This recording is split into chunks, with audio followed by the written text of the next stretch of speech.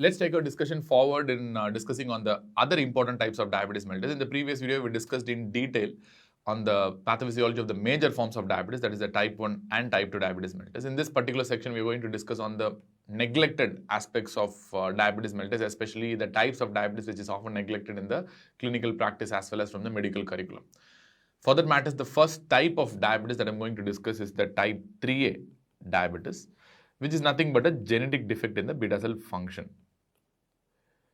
So listen the words carefully. It's a genetic defect in beta cell function, which means the beta cell numbers can be absolutely normal in this condition. So beta cell mass can be absolutely normal. So that's why clearly it's mentioned that these are genetic defects in beta cell function alone.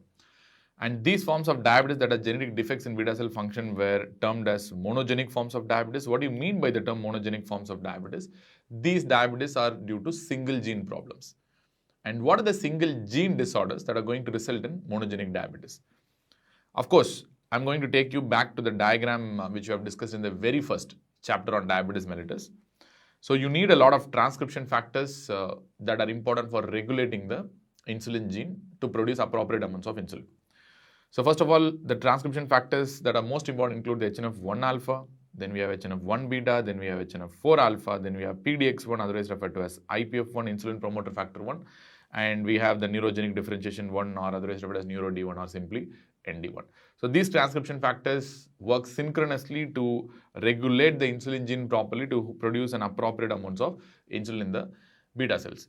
If you have problems in any of these transcription factors, you will not be able to regulate the insulin gene properly, which will be resulting in reduced production of insulin and synthesis of insulin, subsequently resulting in reduced insulin release, thereby resulting in diabetes mellitus. Apart from that, we have discussed about the transcription factor related monogenic diabetes. Then we have non-transcription factor related monogenic diabetes, especially coming in the form of glucokinase gene defect. So we know glucokinase gene in the beta cells and the hepatocytes are going to function as a sensor of how much amount of glucose is actually entering into the particular cell. So let us keep our discussion to the beta cell in this particular chapter. So if the glucokinase gene is defective, the beta cells will not be able to sense how much amount of glucose is entering the beta cell, so that the amount of insulin that they are going to generate is going to be less, and the amount of insulin that they're going to release is also going to be less. Because beta cells are going to have an important principle called as glucose dependent insulin release. If the sensing is defective, then the amount of insulin release also will be defective. So that's the whole idea. So it's a sensing defect. So glucokinase gene defects form a very important part of monogenic diabetes. Apart from that, you can have a problem in this ATP sensitive potassium channels. From now on, we are going to keep a common notion called KATP channels.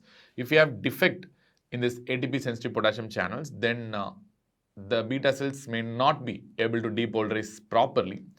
So because of that, the insulin release may not be happening properly. So we'll be discussing that subsequently. So we can divide pathologically the monogenic forms of diabetes into two, that is transcription factor related monogenic diabetes and non-transcription factor related monogenic diabetes.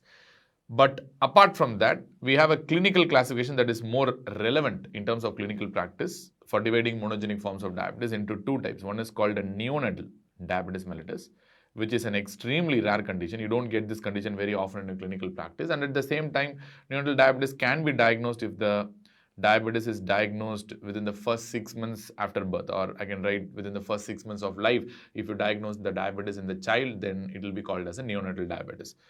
And apart from that, we have a more commoner form of monogenic diabetes, especially in the form of something called MODY or MODY simply, which is nothing but maturity onset diabetes in the young. As the name suggests, it's going to happen in the younger population. Classically and clinically, you will have diabetes before 25 years of age, but even though the criteria are a little different, which we'll be discussing subsequently. And as I told you before, MODY is supposed to be the most common form of monogenic diabetes. And if you take the entire diabetes spectrum and if you ask the relative prevalence of MODY among the diabetic population, it's approximately 2 to 5% in the general population with diabetes mellitus. So now we are going to discuss on the MODY, which is a very important type of diabetes in a clinical practice as well as for your exams. As the name suggests, MODY is something which is going to happen in the younger population. So first of all, you have to know the general characteristics of MODY, which I can tell the age of the diagnosis of diabetes in MODY population will be usually less than 25 years. But even though there are some criteria which are different, where you can diagnose MODY before 30 years or 45 years as well. But overall, as per the general clinical practice and notion, MODY is something which is diagnosed within 25 years of age. I'm not talking about the criteria though. Apart from that, MODY is an autosomal dominant condition with a very high penetrance across the families. So this tells you one important point, that they're going to have a very, very strong family history. In fact, family history in MODY is something very, very important clinical practice to understand, and it's literally 100%. No other forms of diabetes will have a 100% family history, and this MODY is supposed to have a 100% family history. Is there any criteria to tell that the patients are having a significant family history? Answer is yes, you do have a criteria. So first of all, the patients should have a young diabetes mellitus. So I'm not really calling this a young MODY, I'm calling this a young diabetes mellitus, because in those days, maybe when you're talking about history of diabetes in a grandfather or a father, those days, before 20-30 years, they might not have been aware of this existence of this type of MODY diagnosis. So they would have been diagnosing them as a young type 2 diabetes mellitus. So that's why we are going to ask a history of a young diabetes in the family, rather than just asking the MODY diagnosis in the family, so that the patients or the doctors may not be aware of. So ask the history of young diabetes mellitus in the family. So what do you mean by young diabetes mellitus? Especially those with diabetes mellitus within 45 years of age. And what do you mean by that significant family history? So whenever you have a 3-generation or a 2-generation family history, which means minimum you should have at least 2-generation family history. But classically, in clinical practice, you tend to have at least a 3-generation family history with respect to MODY. So what do you mean by this 2-generation family history, and what do you mean by this 3-generation family history? Let us take a 3-generation family history, which is classic in clinical practice, and let us understand what do you mean by that. So let us take myself as a patient of MODY, and what do you mean by 3-generation family history? Myself, my father, or my father's father and mother. So 3-generation family history. Or myself, my mother, and my mother's father or mother. So this is going to be the 3-generation family history I'm going to look for. Or on the contrary, I'm taking my child probably with a diagnosis of MODY and a young diabetes. If I'm being diagnosed with a young diabetes, or one of my parents has been diagnosed with a young diabetes, so then this also completes the 3-generation quota. Or probably my child and my wife and one of her parents with diagnosis of young diabetes mellitus also satisfies this 3-generation family history, and this is what you mean by the significant family history. Minimum 2-generation, but classically and clinically you will encounter 3-generation family history with respect to MODY diagnosis, which is really, really important in clinical practice. Don't forget that point. And apart from that, as I told you, these are defects in beta cell function. Defects in beta cell function, which gives rise to a very important understanding that the beta cell mass is supposed to be normal in majority of these disorders, which means there is no reduction in the beta cell mass. And at the same time, the patients will have normal insulin sensitivity. This is one of the very important points that are given in the criteria as well, which means the patients will not have any insulin resistance. So if they do not have insulin resistance, the patients will not be obese. If they have a normal beta cell mass, the patients will not be lean as well, because reduction in the beta cell mass in type 1 diabetes mellitus is the one that is related to the underweight because of absolute insulin deficiency. But anyways, because the beta cell mass is normal and because the insulin sensitivity is normal and there is no insulin resistance, the patients usually will have a normal weight. And I can translate that as a normal BMI in medical terms. Apart from that, the severity of MODY can vary. It can be mild and self-limiting, or it can be progressive as well, which we'll be discussing subsequently. And apart from that, majority of the MODYs can be treated with sulfonylureas, and especially the most common forms of MODY with HNF1 alpha mutation, the HNF4 alpha mutation generally tend to be exquisitely responsive to sulfonylureas. And of course, you're going to use lifestyle modification. But there are some MODYs which can respond just to lifestyle modifications like glucokinase gene defect, which we'll be discussing subsequently. But anyways, this is going to be the usual treatment regime as far as maturity onset diabetes in the young is concerned. Let us classify MODY now into two broad forms. One is going to be the transcription factor related MODY. So we know what the defect is going to be in transcription factor MODY. Like for example, you can have a defect in HNF1 alpha or HNF4 4 alpha or HNF 1 beta, or you can have defect in the PDX1, which is also referred to as IPF1, insulin promoter factor 1, and PDX1 is really, really important for the proper development of the pancreas in the embryonic life itself. And apart from that, you might have defects in something called neurogenic differentiation 1, also called as ND1 or NeuroD1. So these are the defects which contribute to the spectrum of transcription factor MODIs, and of course the most common defect is going to be on the HNF1 alpha, which we'll be discussing in detail subsequently, which is going to give rise to a type of MODI called MODY type 3, which we'll be discussing later. And the next one is the glucokinase MODI. So where you're going to have something called a glucokinase gene defect, which is nothing but a sensing defect. And what's going to be the course of the disease in transcription factor MODI? In transcription factor MODI, the course is generally progressive, whereas in glucokinase MODI, the course is generally mild and self-limiting for that perspective. And apart from that, if you take the blood glucose levels, or I can take the sugars, the blood glucose levels, both the fasting, that is the pre-meal sugars, as well as the postprandial, post-meal sugars are supposed to be elevated in the setting of a transcription factor MODI. Of course, it's understandable because when you have a problem with the transcription factors, the insulin production and synthesis will be affected irrespective of whether it's a fasting state or a postprandial. So fasting as well as postprandial sugars will be raised in the setting of a transcription factor MODI. But glucokinase gene defect is going to give rise to a peculiar scenario where your fasting sugars will be high, but the postprandial sugars are supposed to be relatively normal. So why this peculiarity where the fasting sugars are high but the postprandial sugars are relatively normal? That is because, as I told you before, the glucokinase gene acts as a sensor for how much amount of glucose is entering the beta cell. So which means if you have a defect in the sensing, at low levels of glucose, the sensing mechanism can be even more defective, which means the low levels of glucose may not be able to wake up the glucokinase gene in appropriate amounts, thereby resulting in reduced insulin production, thereby hyperglycemia. But at higher levels of glucose, now the amount of glucose that is entering the beta cell is huge because glucose enters the beta cell by a concentration gradient from the blood. So now these higher amounts of glucose that are entering the beta cells might be able to wake up the glucokinase gene so that you will be able to produce appropriate amounts of insulin, thereby resulting in a normal glycemia in the postprandial state or a state with higher amounts of glucose. So that's why the pre-meal sugars, the fasting sugars are elevated, but the postprandial sugars are supposed to be normal in the setting of glucokinase gene defects. Will there be any malformations with regards to transcription factor MODI? Yes, you can have, it's not always, you can have malformations in the setting of a transcription factor MODI, like gastrointestinal or genitourinary problems.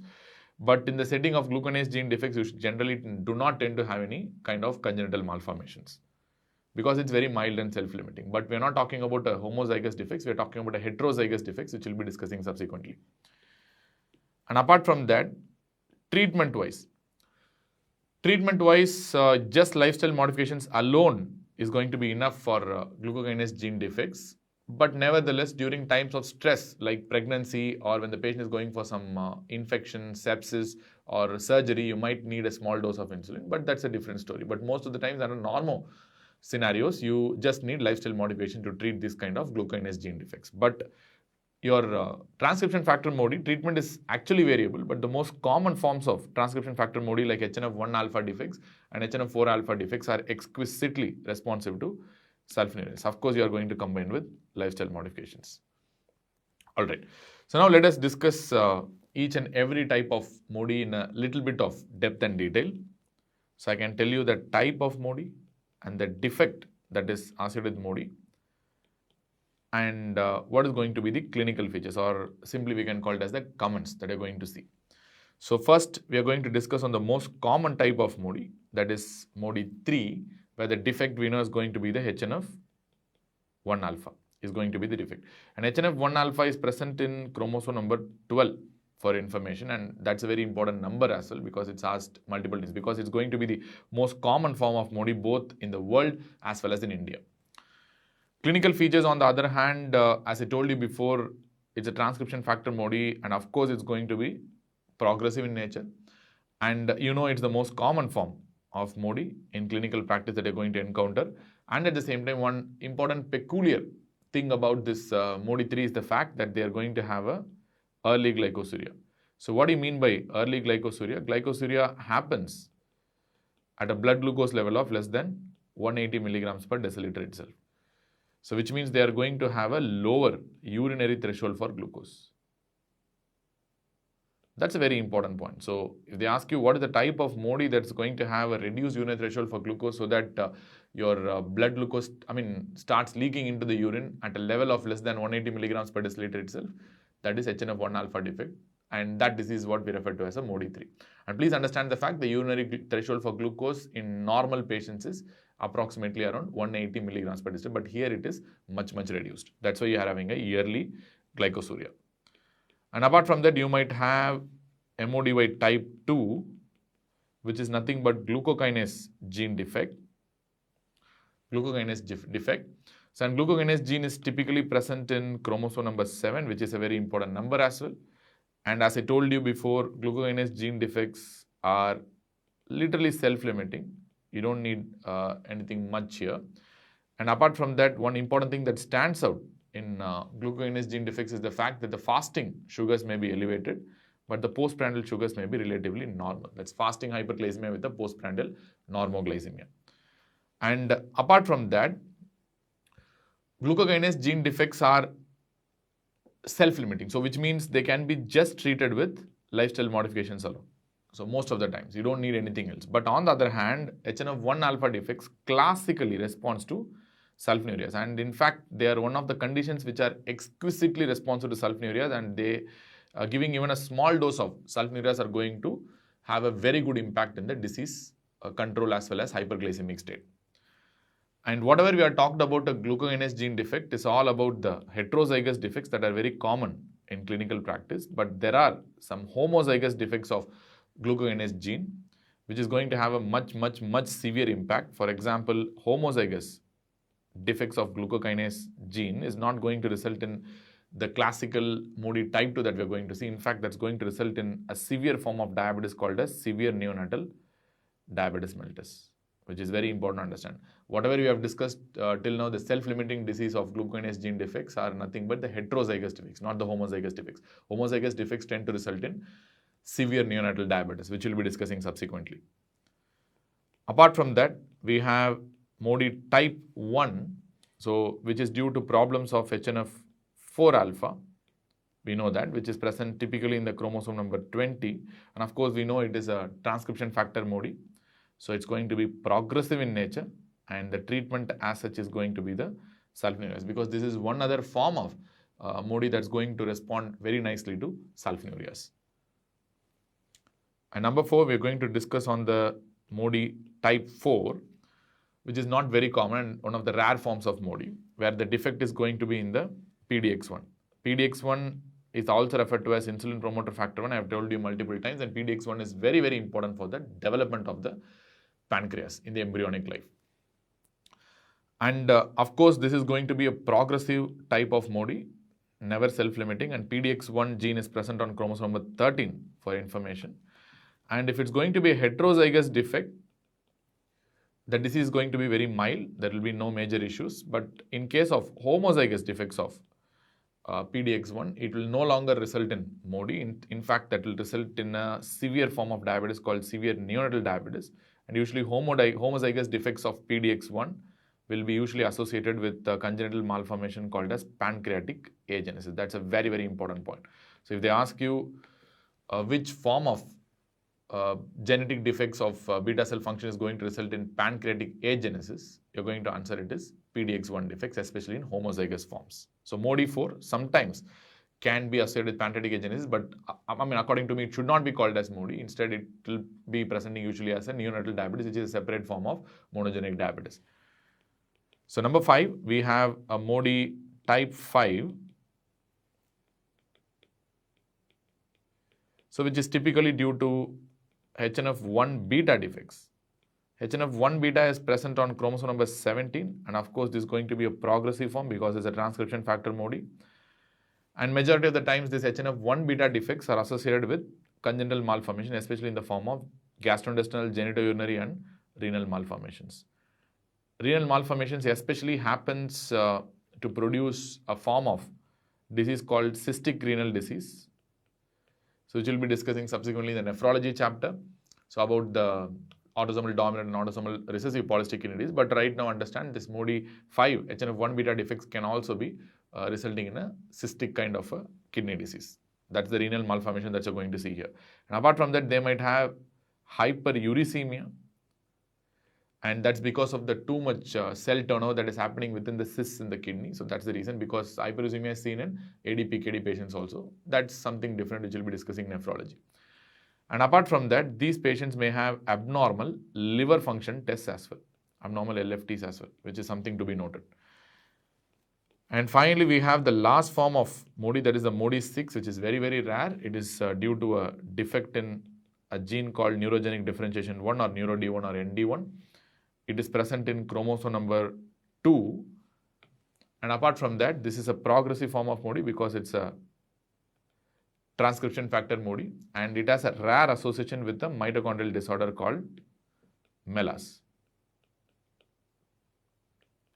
So we know what MELAS stands for. It is mitochondrial encephalopathy, lactic acidosis, and stroke-like episode. So this form of MODY, that is MODY6, has a rare association with MELAS. And apart from that, what is the treatment of MODY 4, 5, and 6? Because we have discussed about the treatments of MODY 1, 2, and 3. Already 1 and 3, basically sulfonylureas are the best treatment, but 2 is just self-limiting, so we're going to treat with lifestyle modifications alone. But what about 4, 5, and 6? 4, 5, and 6, the treatment is absolutely variable and unclear. We don't know how to treat because of the rarity of these disorders in the first place.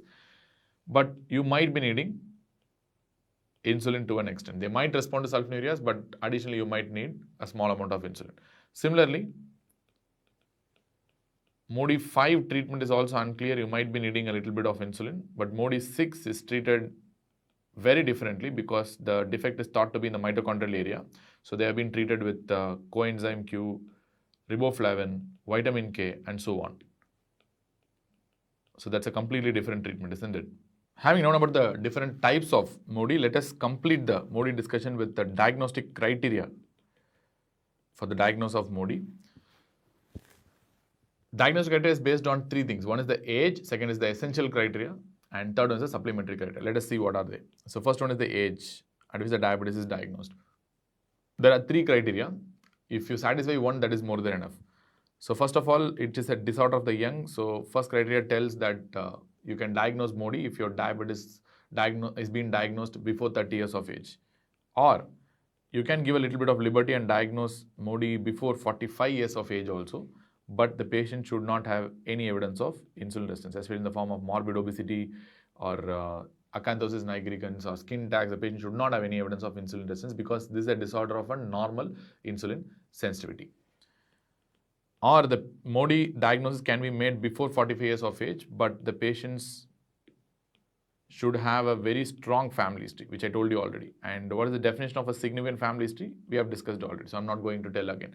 So 3 criteria, any one is enough to diagnose according to the age-based criteria. One is age less than 30 or age less than 45 with no evidence of insulin resistance, or age less than 45 with a strong family history.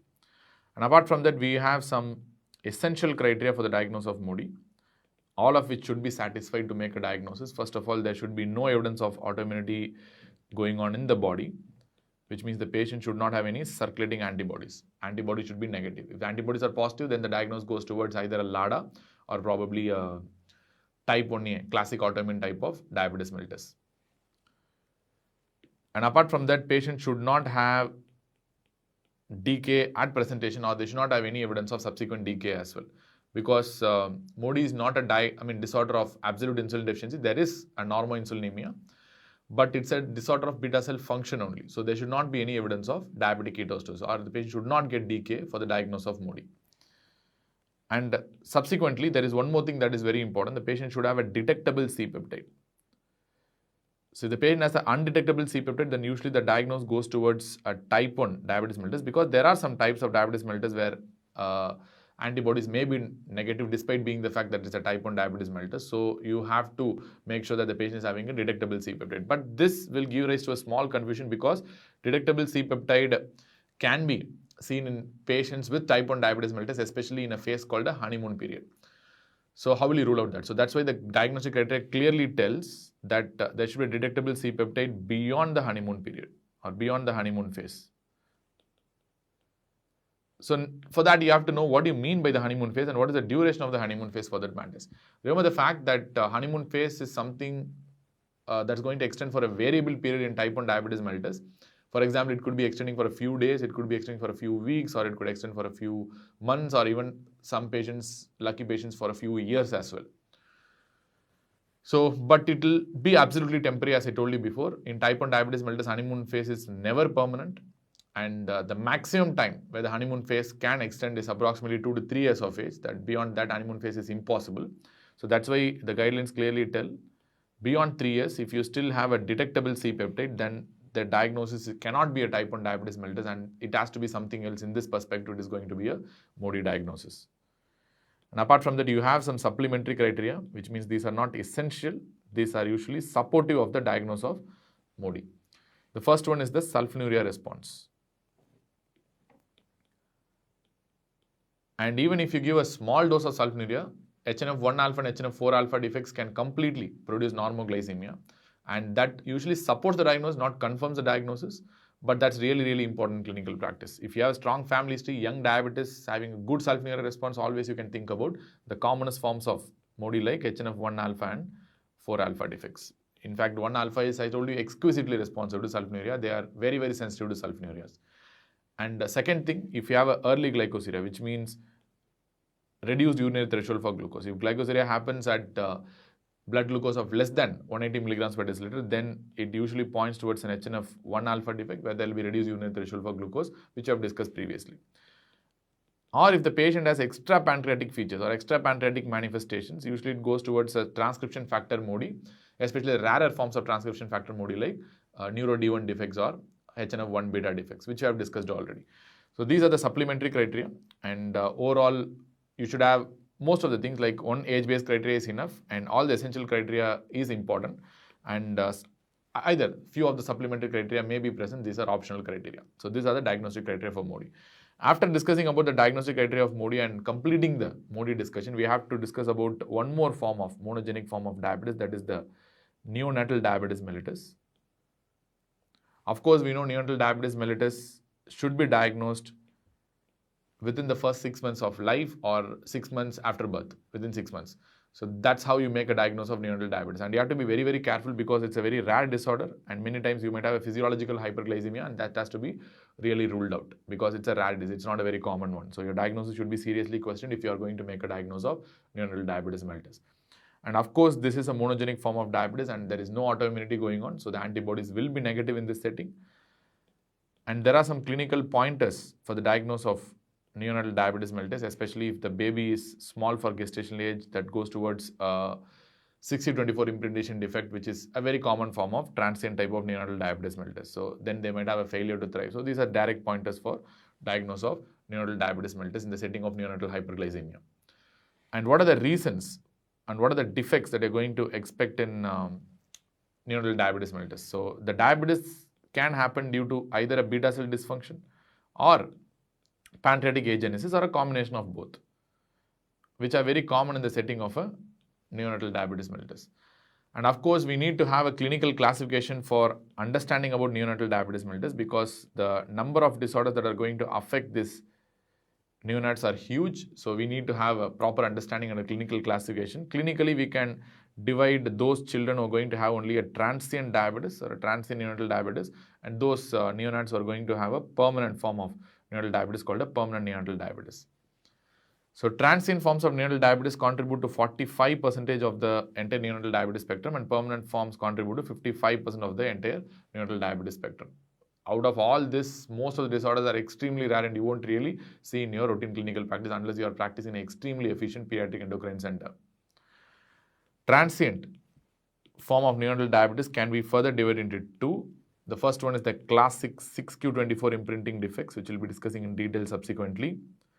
And 6q24 imprinting defects are supposed to be the most common form of transient neonatal diabetes, affecting almost more than 80% of the transient neonatal diabetes, and it's going to be the most common form. And second form of transient neonatal diabetes can be due to beta cell dysfunction, typically in the setting of defect in the ATP sensitive potassium channels. But remember, transient neonatal diabetes usually will be due to 6q24 imprinting defects. Permanent forms of neonatal diabetes can be further divided into beta cell dysfunction. And remember, beta cell dysfunction is extremely common, and this is the most common reason for developing a permanent form of neonatal diabetes, and almost 45% of the 55% we are talking about will be contributed by the beta cell defects.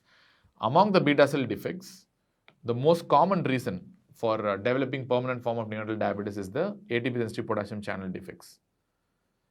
So which is going to contribute to the 80% of the beta cell dysfunction producing permanent form of neonatal diabetes. So there are two take-home points here. Transient type of neonatal diabetes, always think about the 6q24 imprinting defects, and permanent form of neonatal diabetes, always think about the ATP sensitive potassium channel defects as very common cause of permanent form of neonatal diabetes. Now, apart from that, you might have glucokinase gene defects which contribute to a meager 2% of the beta cell defects causing permanent neonatal diabetes, and glucokinase defects, if they are in homozygous form only, they can produce severe neonatal diabetes. Otherwise, they will be resulting in a very mild and self-limiting form of diabetes in the form of MODY type 2. Or there can be a problem in the insulin gene defects which contribute approximately 20% of the beta cell defects producing permanent neonatal diabetes, where there will be a problem in the pre-pro-insulin misfolding. Because of the pre-pro-insulin misfolding, that will accumulate within the beta cell, causing beta cell death over a period of time, resulting in subsequently in the neonatal diabetes. Or it can be due to PDX1 defects, which I'm not writing now, because homozygous forms of PDX1 defects can also result in severe neonatal diabetes as well as pancreatic agenesis, which I have discussed already in the MODY chapter. Now, you have other form of permanent type of neonatal diabetes, that is a syndromic form of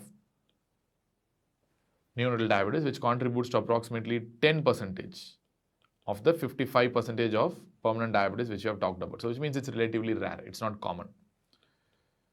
So when you suspect syndromic diabetes, there are some pointers to suspect a syndromic form of diabetes. Most of the syndromic forms of diabetes will be sporadic and they won't have any family history, and they will have extra pancreatic involvement, usually in the setting of GA involvement, which is very common, or they can have hepatic renal involvement. So extra pancreatic involvement is quite common, and at the same time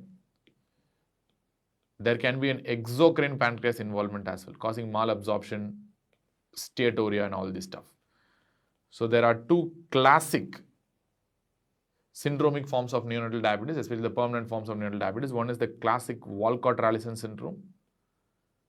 Typically, Walcott-Rallison syndrome is due to defect in a gene called EAF2 alpha kinase 3 or 2AK3.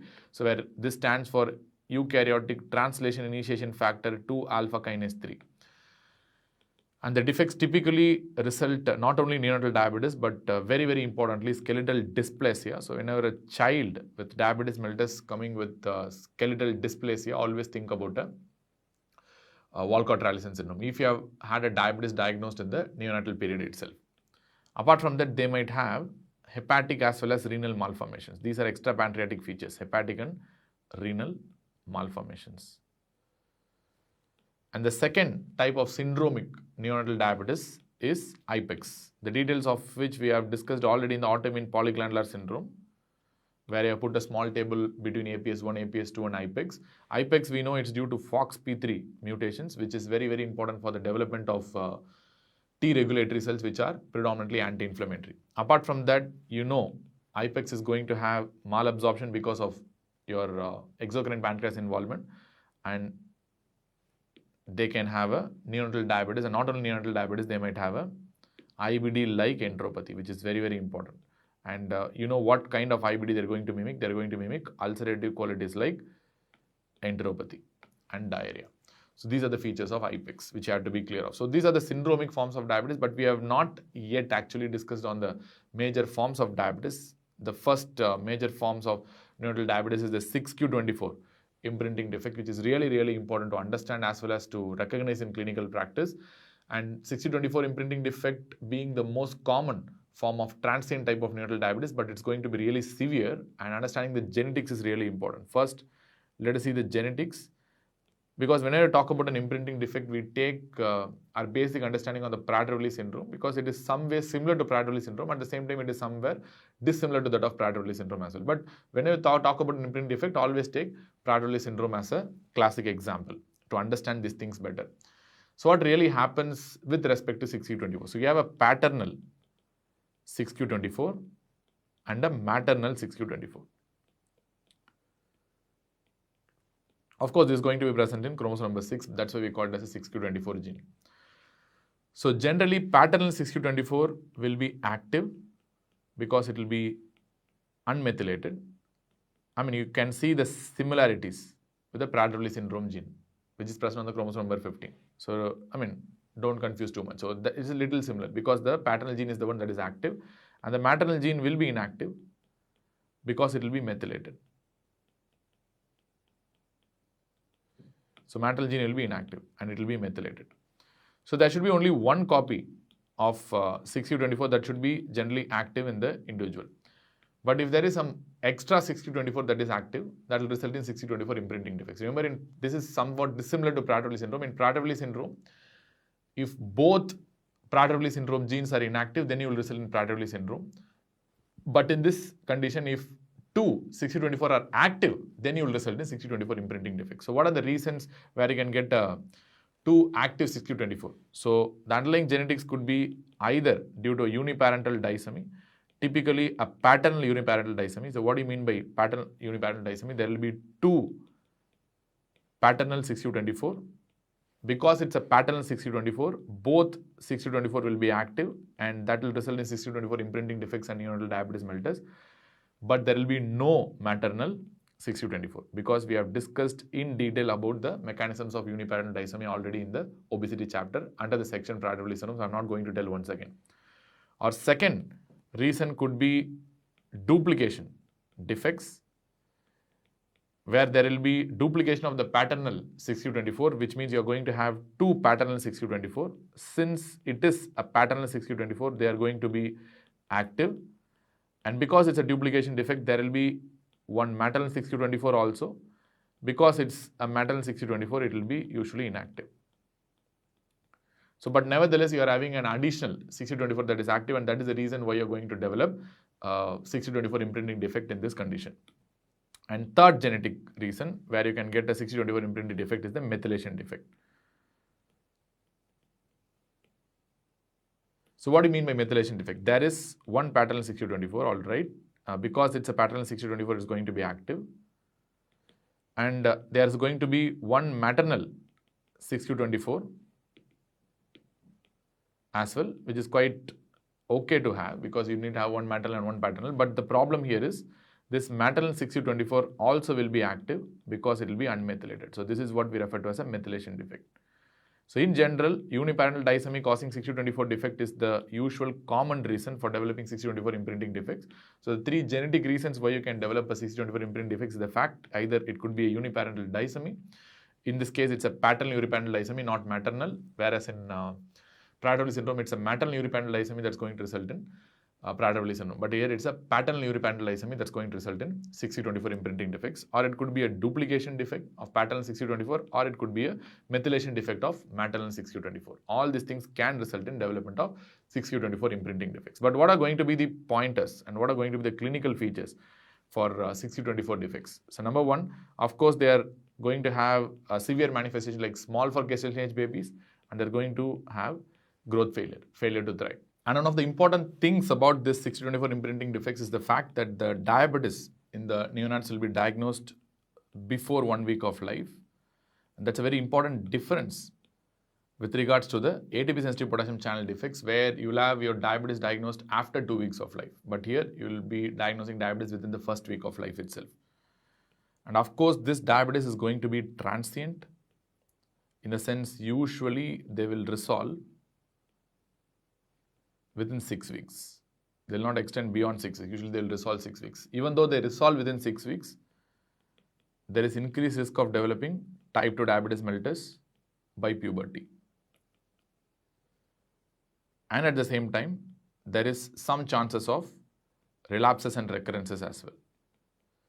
So that's where your understanding of treatment is also important. So where the initial episodes or the first attack of neonatal diabetes can be treated with insulin usually, but the subsequent attacks, if it's a relapse or a recurrence, then in that setting you can give a chronic maintenance therapy with sulfonylureas, where these disorders tend to respond nicely to sulfonylureas as well.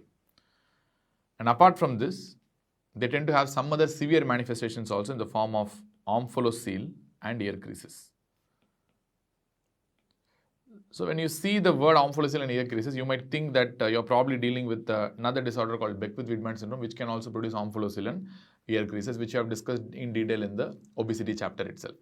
But please understand the fact that Beckwith-Wiedemann syndrome is an overgrowth syndrome, where you will have a obese and a large for gestational age baby and a child. So, but here you are actually encountering a small for gestational age, and that's a major difference between Beckwith-Wiedemann syndrome and 60-24 imprinting defects. Both can produce omphaloceal and ear creases, by the way.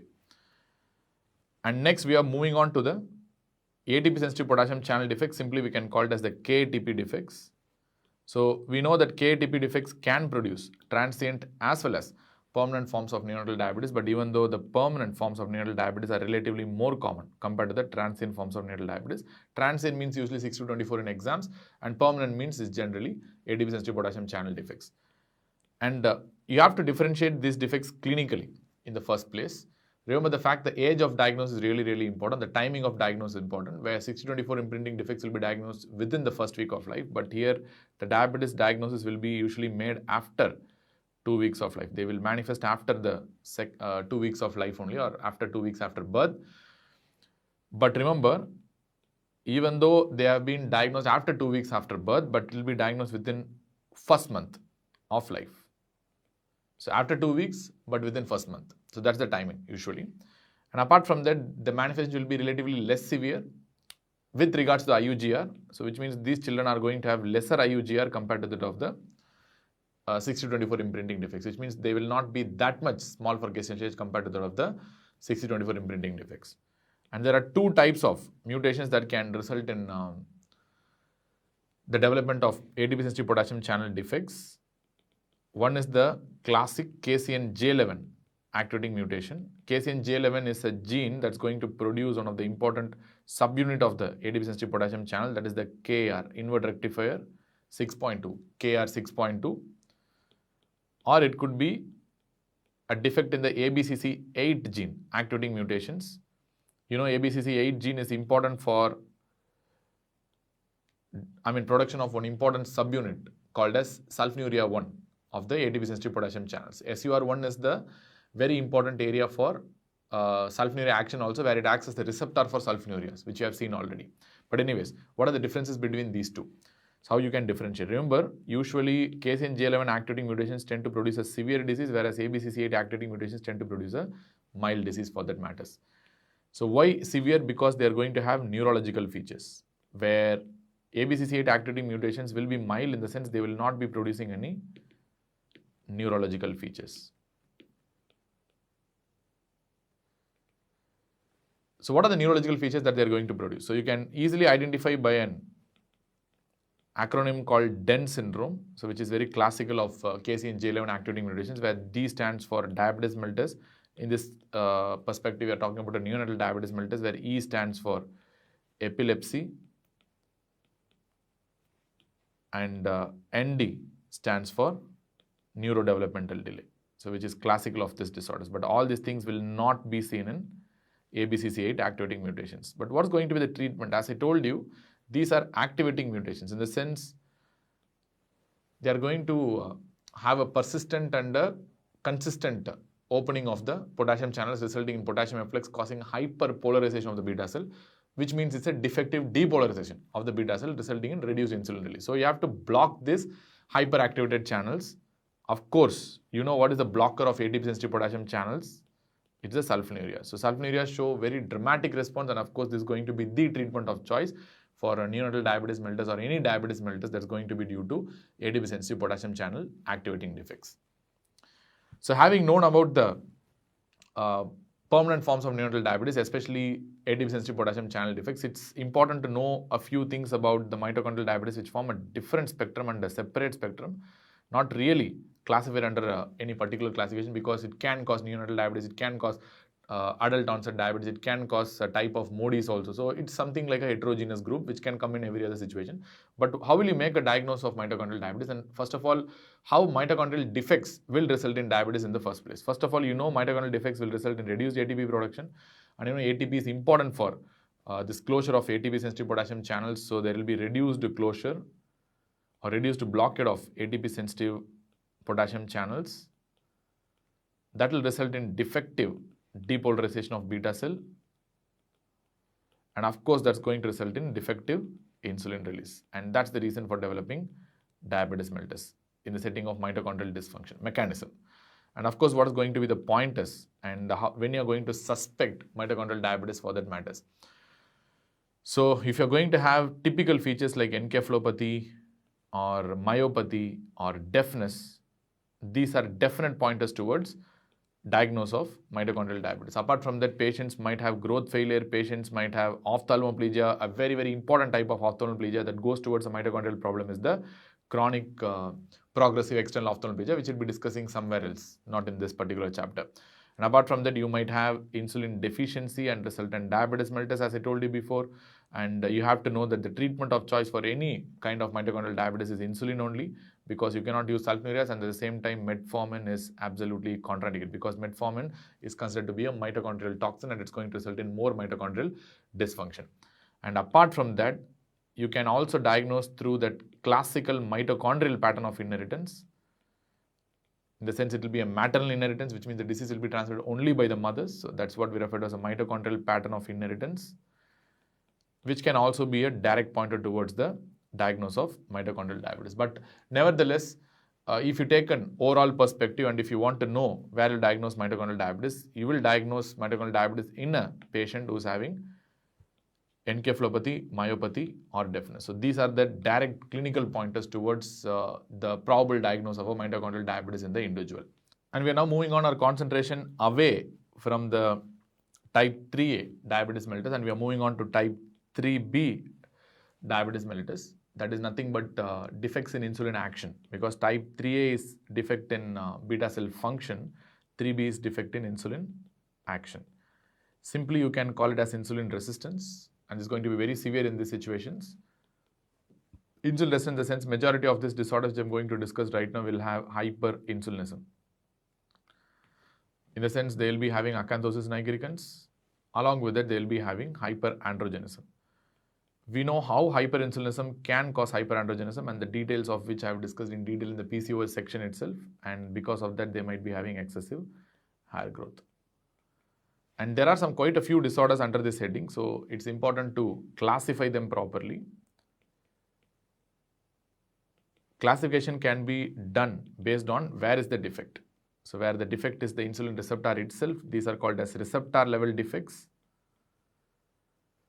Or it could be beyond the receptor, which means there could be defect at the post-receptor level. This is what we refer to as post-receptor binding defects, which means the defect is not at the receptor level. So receptor level defects can be divided into either a congenital receptor level defect or an acquired receptor level defect. Acquired receptor problem is usually due to the development of antibodies against the insulin receptor, where these antibodies bind to the insulin receptor and they will prevent insulin from acting on the insulin receptor. And this type of insulin resistance is what we refer to as a type B insulin resistance. So this is a very important one in exam. If you have antibodies against the insulin receptor, because of that you will develop diabetes and insulin resistance. We call it as a type B insulin resistance. Similarly, you have quite a few congenital syndromes or congenital defects at the insulin receptor level which can result in diabetes mellitus. One is going to be the classic Donahue syndrome, otherwise referred to as leprechaun syndrome. And second one is the Rabson-Mendenhall syndrome. And third one is the type A insulin resistance.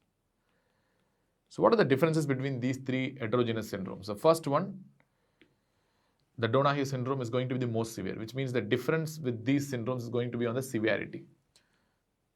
So Donahue syndrome by definition is going to be the most severe form of receptor level defects, and is going to provide severe insulin resistance where the manifestations will be seen at birth itself, and there will be a classic leprechaun faces that are very characteristic of this syndrome. That's why it's also referred to as a leprechaun syndrome.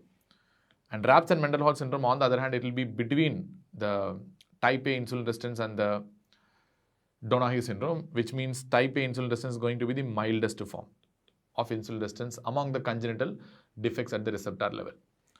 So mild in the sense, usually the disease will be undiagnosed till puberty or adolescence, which means they will start manifesting only at around adolescent mark or even after adolescence and the puberty. So this is type A insulin resistance. And what about the RAPS and Mendenhall syndrome? RAPS and Mendenhall syndrome, on the other hand, will be moderate. It will be somewhere between the type A insulin resistance and the Donahue syndrome, which means it will not be fatal at around 2 years of age. The child will be still living at 5-6 years, but still they will be having a reasonable amount of insulin resistance, and it will be diagnosed before adolescence as well. So it will be somewhere in between the type A insulin resistance and the Donahue syndrome. But what will be the classic clinical features? There are some lot of overlapping features between these disorders, but the clinical features will usually classically include insulin resistance. Because of that, you will be having hyperglycemia, and that's why diabetes mellitus, and that's why they are classified under diabetes mellitus. And they are going to have hyperinsulinemia because the pancreas tends to produce more amounts of insulin. Hyperinsulinemia will further result in acanthosis nigricans and hyperandrogenism, and hyperandrogenism will result in excessive hair growth in the body. Alright. Apart from that, these children tend to have reduced subcutaneous fat. In fact, severe diseases like leprechaun syndrome will literally have no subcutaneous fat. Why is the case? Because insulin is an anabolic hormone. It's very, very important for the development of the fat, the lipogenesis part. If insulin is not there, or if insulin is not acting properly in severe resistance scenarios, there will not be adequate formation of lipids within the adipocyte, so that there will be reduced subcutaneous fat. But still, these patients are at a little higher risk of developing diabetic ketoacidosis because of the insulin action defects, because insulin action is also important to prevent certain machinery that is happening within the cell to prevent diabetic ketoacidosis. So there is a slight risk of increased risk of decay and death in these scenarios, but they'll be having much reduced amount of subcutaneous fat. Literally in leprechaun syndrome, there will be no subcutaneous fat at all, and the child will look absolutely emaciated. So why they look emaciated? Because insulin action is important for anabolic actions on the muscle as well, where they're going to produce more proteins. So there will be reduced protein in the muscles. At the same time, there will be reduced subcutaneous fat, both of which combine together to produce a emaciated and a wasted appearance of the child. And apart from that, there will be classic facial features, especially in the Donahue syndrome and the leprechaun syndrome. So where we typically call it as a leprechaun facies, which means the child is going to have a prominent and widely spaced ears and eyes called as hypertelorism, and they'll be having an upturned nose, and they might be having a thick lips with a large mouth, and they may also have low set ears, as I told you previously. So these are the classic leprechaun faces. Leprechaun is a cartoon character. If you want, you can Google it and see. And these children will somehow resemble this leprechaun character of the cartoon. So that's why we call it as a leprechaun faces. And it's very classical of the severest form of insulin resistance, that is the Donahue syndrome. Apart from that, they will have classically the hyperinsulinemia, insulin resistance features, and the hyperandrogenic features, which something should never be forgotten. And what about the post-receptor binding defects? Post-receptor binding defects can be divided into two things. Either it could be lipodystrophy, or it could be the type C insulin resistance. Among the type C insulin resistance, you have two things. That is, one is the PCOS, that is the polycystic ovarian syndrome, and second one is the Harran syndrome. We know what do you mean by Harran syndrome. Harran syndrome is an acronym for hyperandrogenism, insulin resistance, and acanthosis nigricans. Lipodystrophy, on the other hand, it could be either a congenital lipodystrophy or an acquired lipodystrophy, like how we discussed for the insulin resistance. Like that, lipodystrophy can be congenital or acquired. Congenital lipodystrophy can be further divided into whether it's a generalized congenital lipodystrophy or a partial congenital lipodystrophy. Acquired lipodystrophy, you have multiple types. You can talk about generalized acquired dystrophy or a partial acquired dystrophy, and you have multiple other types of acquired lipodystrophy. Like for example, you might have a localized acquired lipodystrophy or HIV related lipodystrophy. So in clinical practice, the most important as far as the exams are concerned is the HIV-related lipodystrophy. And the treatment for HIV-related lipodystrophy has been a long-term question in exams. Usually are going to treat with a drug called tesamorelin.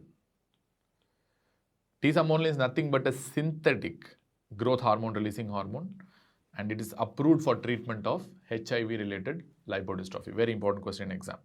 And let us see the clinical features of the generalized forms, and that will be easier to understand, of lipodystrophy. And what's the problem in lipodystrophy? It's the problem of adipocyte, not a problem of insulin receptor. First understand that's the major difference with the other type of defect in insulin action which you have seen before some time. So there's going to be reduced fat storage in the body because of the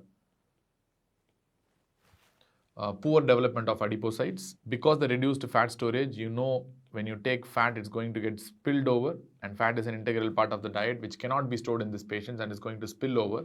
And spilling over means it's going to deposit as visceral fat in organs like liver and skeletal muscle.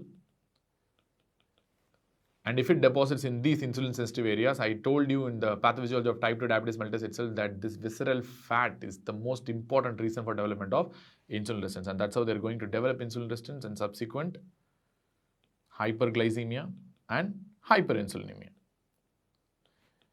And of course, insulin resistance and hyperinsulinemia is the reason for development of certain classic features like acanthosis nigricans and increased hair growth due to hyperandrogenism as well. And because they have reduced fat storage in severe and congenital generalized forms, there will be literally no fat in the body because of the improper development of adipocytes. The patient will appear emaciated. Even though they appear emaciated, one interesting fact is the thing that you will be having a good muscle mass in these individuals. Why good muscle mass? Because here the insulin resistance is due to visceral fat. The spillage of the fat, the receptor is still working normally. As I told you, the classic fat-related insulin resistance will usually affect the glucose metabolism much more than other metabolism. So the protein metabolism can be relatively okay in the setting of hyperinsulinism with the normally functioning insulin receptor. So the muscle protein building will be okay, and they'll be having a decently good muscle mass, and that's why the individuals look very peculiar. They'll be having an emaciated appearance but a good muscle mass with, you can see the veins that are protruding over the muscle. So that's a very peculiar appearance of these children. And apart from that, they cannot develop ketosis because if they do not have a proper functioning fat mass, they cannot lyse that fat as well. And if you cannot lyse the fat, you cannot produce sufficient amount of free fatty acids which can be shunted to produce ketone bodies in the liver. So you cannot develop ketosis in this disorder. And apart from that, the treatment of these disorders include a very important component called leptin, which is usually approved for treating the generalized forms of lipodystrophy. Even though the partial forms of lipodystrophy are very difficult to treat and leptin is not approved there, or generalized forms of lipodystrophy, leptin is approved, where leptin is known to increase the growth of adipose tissue, which means leptin is going to promote the adipocyte growth, thereby increasing the fat storage and reducing the spillage and reducing the insulin resistance for that matters. All right. So having known about the type 3B diabetes, that is defect in insulin action, now we are actually moving on to the type 3C diabetes and other types of diabetes which needs only a small discussion. For example, you have a type 3C diabetes, which is nothing but defect in the exocrine pancreas leading to diabetes mellitus. Defect in exocrine pancreas leading to diabetes mellitus. Whenever you talk about a defect in exocrine pancreas causing diabetes mellitus, three classic disorders you have to think. One is chronic pancreatitis, which is typically common in the public around 5th decade of life, usually. And one of the important cause of chronic pancreatitis is chronic alcoholism. Fine. So you will be having some classical features, the classical triad of chronic pancreatitis, which you have studied in surgery textbooks, that is chronic abdominal pain, and the patient is going to have diabetes mellitus, which is nothing but a pancreatic type 3C type of diabetes mellitus. And of course, the patient will be having chronic diarrhea, especially in the form of steatorrhea, even though this classic triad is seen in less than 20% of the patients with chronic pancreatitis. And imaging, of course, is going to show the pancreatic calcifications and a beaded appearance in ERCP and all these things, you know that, and I'm not going to discuss right now. We might be discussing more in the gastroenterology chapter. And apart from that, cystic fibrosis can produce pancreatic type of diabetes, that is type 3C diabetes. Usually diabetes incidence in cystic fibrosis usually by the second or third decade. The age group is also very, very important. And after a pancreatic resection or pancreatectomy, which can happen in certain procedures like Whipple's operation, can cause type 3C diabetes, and the timing of the pancreatic resection causing diabetes is very important. Usually it happens within 5 years of pancreatic resection, very commonly. So this is the timing that is very important for exams. And there is another disease called hereditary hemochromatosis, which can produce a dysfunction of exocrine as well as endocrine pancreas because of iron overload that is happening in this disorder. And iron deposition is toxic to many organs, including many endocrine organs like beta cells, pituitary, as well as the gonads, where the patients will be having gonadal dysfunction, pituitary failure, and all these issues. And you know the classical triad of hereditary hemochromatosis, where you have cirrhosis, diabetes mellitus, and skin hyperpigmentation. Because they have skin hyperpigmentation, this is also referred to as bronze diabetes. And the classic triad is seen in less than 20% of the patients. And of course, the details of which we are going to discuss in the hepatology chapter. And please understand the fact hereditary hemochromatosis is basically a Caucasian disease, very rare to see in India. The most common mutation is the C282Y mutation that is going to happen in the HFE gene, which we'll be discussing in the hepatology chapter in detail. Apart from that, there is another type of diabetes that comes under type 3C diabetes, is fibrocalculous pancreatitis, which is also referred to as tropical pancreatitis. And remember, it is very rare basically, but in India, one state has increased prevalence of fibrocalculous pancreatitis, especially Kerala. And we don't know why. Basically in Kerala, you have higher incidence of developing fibrocalculous pancreatitis, but it's been anecdotally linked to tapioca consumption, because tapioca is one of the staple foods in Kerala, and there are some toxins in tapioca, especially if you're taking excessive amounts as a staple food, that might be linked to an increased risk of developing fibrocalculous pancreatitis, and that's the reason probably why in Kerala you are seeing higher incidence of fibrocalculous pancreatitis, the details of which we'll be discussing in the gastroenterology chapter. And apart from that, severe trauma to the pancreas can result in severe damage of the pancreas, causing a dysfunction of the exocrine and endocrine pancreas, causing diabetes mellitus, and certain neoplasms also can result in type 3C diabetes rarely. But very important fact is the thing that you have to differentiate type 3C diabetes from type 2 diabetes mellitus, because both these types of diabetes is going to happen relatively more in the adult population. So it's very important to differentiate type 2 versus type 3C diabetes. Remember, type 3C diabetes has insulin deficiency because of the destruction of the beta cells, but not autoimmune, number one. So that's why type 3C will not have any antibodies, definitely, because it's a exocrine pancreatic dysfunction causing problems to the patient, and beta cell destruction is also happening, which means I can clearly write it's a diabetes that is happening due to exocrine pancreatic dysfunction. So it is not type 1 diabetes, it is not type 2 diabetes, it is something else. That's why you're putting under 3C. But on the other hand, in type 2, you don't have antibodies already because it's not type 1. But your exocrine pancreatic function will be normal. There is no exocrine pancreatic dysfunction. And that's the major difference between type 2 and type 3C diabetes. And how will you differentiate? So you need to have some objective testing. For example, you can do a fecal elastase testing, which will be definitely decreased in the setting of pancreatic dysfunction, and it will be abnormal for sure. Whereas the fecal elastase tends to be normal in the setting of type 2 diabetes. And you can do the fecal fat assays, the 72-hour fecal fat test, which will be definitely increased. In the sense, they will be abnormal in the setting of type 3C diabetes, whereas definitely it will be normal, and there is no steatorrhea here in the setting of type 2 diabetes mellitus. And the gold standard testing is the mixed meal test for the exocrine pancreas, where you'll be taking a meal that is composed of a particular amount of macronutrients, some amount of fat, protein, and carbohydrates will be there. That's going to stimulate the exocrine pancreas to produce something called pancreatic polypeptide. So you're going to see the response in the form of pancreatic polypeptide, which will be typically absent or severely diminished in the setting of a type 3C diabetes because there is an exocrine pancreatic dysfunction. But here, since the exocrine pancreatic function is normal, they'll be having a normal pancreatic polypeptide response to mixed meal test.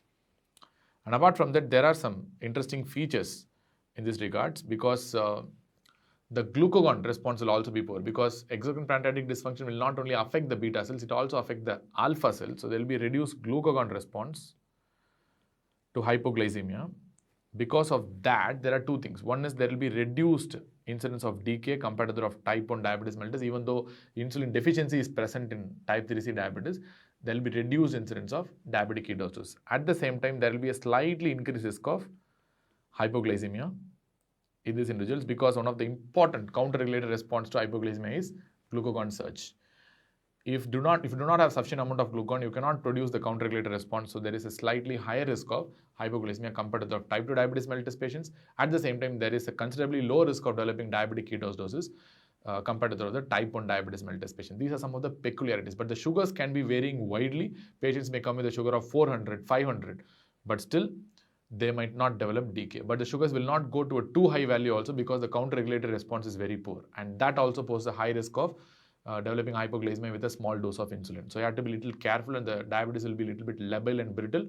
So you have to understand the patient profile properly, and you have to treat them accordingly. And at the same time, the insulin resistance can be variable, because these are adult patients, and the BMI is also variable depending on how much malabsorption they are having, and all these things will tell you the patient's weight and the insulin resistance as well.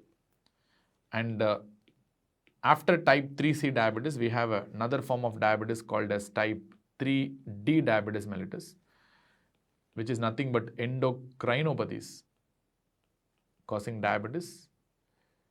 Usually I used to give a mnemonic called CHAP-G for understanding the causes of the endocrinopathies causing diabetes, where C stands for Cushing's syndrome.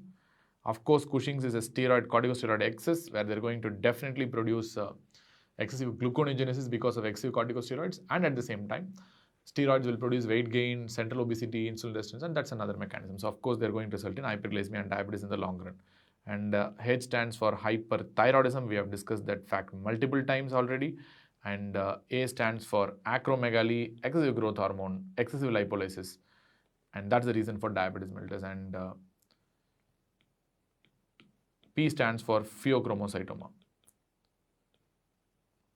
Excessive catecholamines. Catecholamines are catabolic, more proteins destroyed, pushing into gluconeogenesis, accelerating lipolysis, definitely hyperglycemia and diabetes. And G stands for a tumor, a pancreatic neuroendocrine tumor called as glucagonoma. Because of excessive glucagon production from this tumor, you can result in hyperglycemia and diabetes. Plus, there are some other pancreatic neuroendocrine tumors like somatostatinoma, because somatostatin can reduce the insulin production and result in diabetes, and you can get with aldosteronoma very rarely. So now we are going towards the type 3 diabetes mellitus, because we have completed the type 3D diabetes. Type 3E diabetes mellitus are due to drugs, or otherwise referred as drug-induced hyperglycemia or drug-induced diabetes mellitus. I can group into 3 groups of drugs. The first group of drugs is going to cause chronic pancreatitis, and because of that you will result in diabetes mellitus. The first drug I'm going to talk is pentamidine, and second drug is L-asparaginase, very commonly used drug in leukemia regimens in children, especially acute lymphoblastic leukemia, which can cause chronic pancreatitis, and certain ART drugs can cause chronic pancreatitis, especially 3 drugs, diadenosine, highest potential for causing pancreatitis, both acute as well as chronic pancreatitis. And next we have zalcitabine and we have stavudine. All these 3 drugs are not currently used in the common ART regimens that we use right now. So it's not used at all. So diadenosine is very, very risky to use because of high risk of developing acute as well as chronic pancreatitis. So as I told you before, these drugs are going to cause chronic pancreatitis, and because of that, they are going to result in hyperglycemia and diabetes mellitus. So it's a type 3C, but because it's due to drugs, we'll be putting under a separate classification called type 3 diabetes. And there are some drugs which act by varying mechanisms and interesting mechanisms. That's the second group of drugs. The first one being the diazoxide. Diazoxide is typically used in insulinoma. Why? Because they are going to activate the ATP sensitive potassium channels to produce more outward flux of potassium, resulting in more hyperpolarization of the beta cell, and there will be reduced depolarization of the beta cell, resulting in reduced insulin release. And that is the reason why it is used in insulinoma, to prevent hypoglycemia due to increased insulin release from the tumor. Apart from that, beta 2 agonists as well as theophylline can produce hyperglycemia and diabetes. But many students do confuse the fact that beta 2 receptor stimulation generally results in increased insulin release. We know that. And how come it can produce hyperglycemia and diabetes? But remember the fact that beta-2 receptor is present in the liver also, and the beta-2 receptor effect on the liver is complex, but more importantly, they're going to produce increased gluconeogenesis. It's always the balance between increased release of insulin with increased gluconeogenesis that's going to play a key role here. And of course, in beta-2 agonist toxicity and theophylline toxicity, there's going to be increased gluconogenic activity in the liver, and that is the reason why the toxicity of beta-2 agonists as well as theophylline is going to produce hyperglycemia and not hypoglycemia. And remember, beta-2 agonists are going to act at the receptor level, whereas theophylline is going to act at the second messenger level. So beta-2 stimulation at the receptor level is going to result in increased cyclic AMP by stimulating the adenylate cyclase enzyme. Similarly, theophylline is also going to increase the cyclic AMP by actually inhibiting the phosphodiesterase, because theophylline is a non-selective phosphodiesterase. Both you can put under the same table. But anyways, both of these drugs under toxicity scenarios, they're going to produce hyperglycemia only and not hypoglycemia. Very, very important point. Apart from that, you have beta blockers, which can also produce diabetes. Now you can ask why, because here the interaction is complex, and again the balance between the insulin release from the beta cells and the gluconeogenesis in the liver, that's going to play a key role here. Beta-2 blockers more, and beta blockers, especially non-selective forms of beta blockers, typically act more on the beta cells compared to the liver, and that is the reason why they're going to reduce insulin release for that matters and result in diabetes mellitus and hyperglycemia. And thiazides can also do the same, and they can produce impaired glucose tolerance and hyperglycemia, and in long run they can worsen diabetes mellitus. But even though beta blockers and thiazides are not contraindicated in patients who are having diabetes mellitus, please understand the fact, because many students do ask whether these are contraindicated in diabetes. No. They just worsen the hyperglycemia, but still it's okay, because considering the beneficial effects, you can still use beta blockers and thiazides in patients with diabetes mellitus as well. But remember, to avoid this kind of complications, use selective beta blockers. There's beta-1 blockers in patients with diabetes if they have a relatively high cardiac issue. Then in that setting, use a beta-1 selective blocker rather than a non-selective beta blocker like propranolol. But nevertheless, you can use, not an issue. And there are some other drugs that can produce diabetes mellitus, which will come under type 3 diabetes. One is phenytoin, which can produce hyperglycemia. Then you have corticosteroid use. Of course, we know why. And levothyroxine, especially in used in excess, we know why, because hyperthyroidism is associated with hyperglycemia and diabetes. And you can get with calcineurin inhibitors, especially tacrolimus is having a higher potential for causing hyperglycemia compared to that of the cyclosporine. And this is very important because tacrolimus has been linked as one of the causes of development of something called a NODAT. What do you mean by NODAT? N-O-D-A-T, that is new onset diabetes after transplant. Tacrolimus has been implicated as one of the major and main reasons for developing this NODAT, because tacrolimus is a very, very commonly used immunosuppressive drug in patients who have been transplanted, especially a kidney transplant. You will be discussing in nephrology section later on. And apart from that, alpha interferons can cause hyperglycemia and subsequent drug-induced diabetes, and nicotinic acid can also produce hyperglycemia and subsequent diabetes mellitus. But among all these we have discussed, the most important is diadenosine causing acute and chronic pancreatitis and diabetes. Theophylline in toxicity is going to produce hyperglycemia, not hypoglycemia. And tacrolimus is very important cause of hyperglycemia and diabetes post-renal transplant. 3 important drugs, that's all. Remaining you can afford to forget, not an issue. And now we are moving on to the type 3F diabetes mellitus, which is typically due to infections causing diabetes. Very commonly, there are 2 infections that are important. One is the cytomegalovirus and the congenital rubella. Many other infections are implicated, but these are the 2 important infections that you have to know. Apart from that, we have a type 3G diabetes mellitus, which is nothing but immune-mediated diabetes,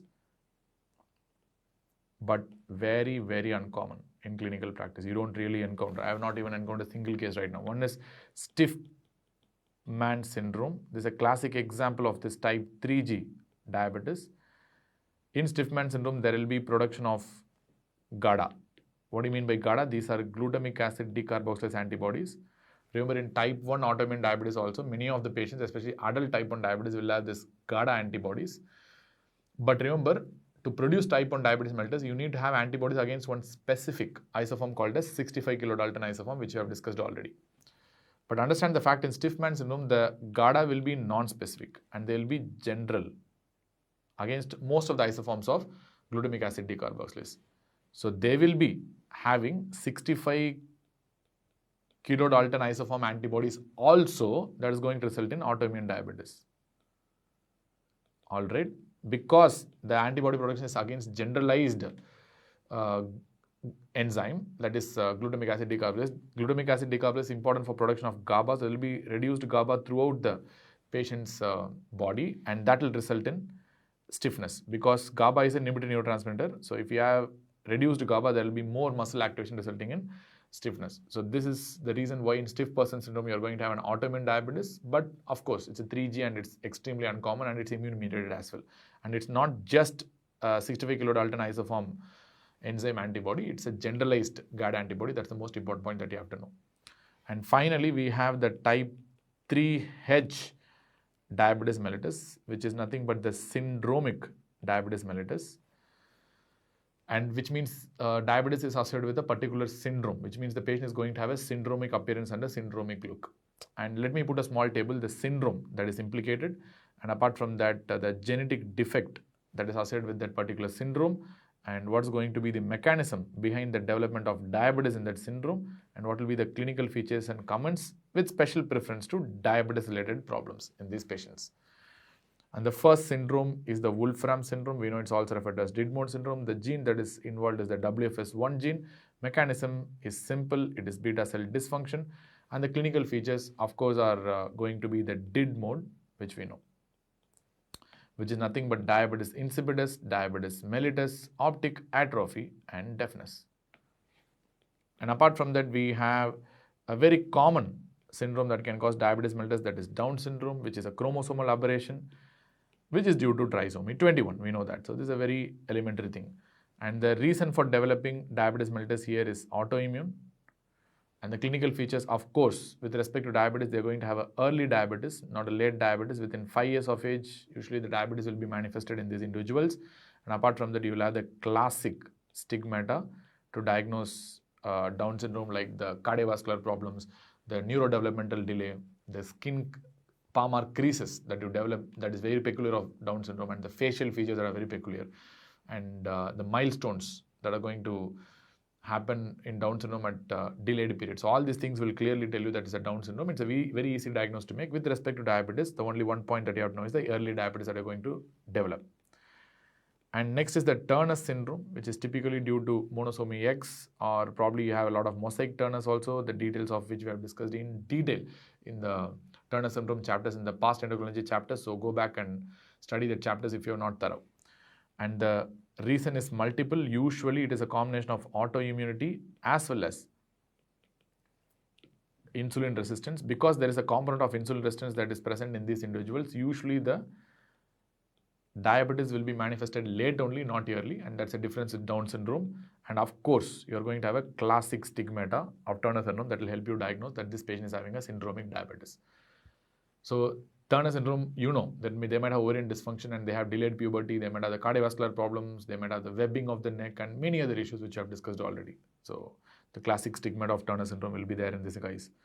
And we are talking about a Prader-Willi syndrome, which is obesity syndrome. The problem is the Prader-Willi syndrome gene, which is present in the chromosome location 15q13. We have discussed already in the obesity chapter in detail about the Prader-Willi syndrome in and out.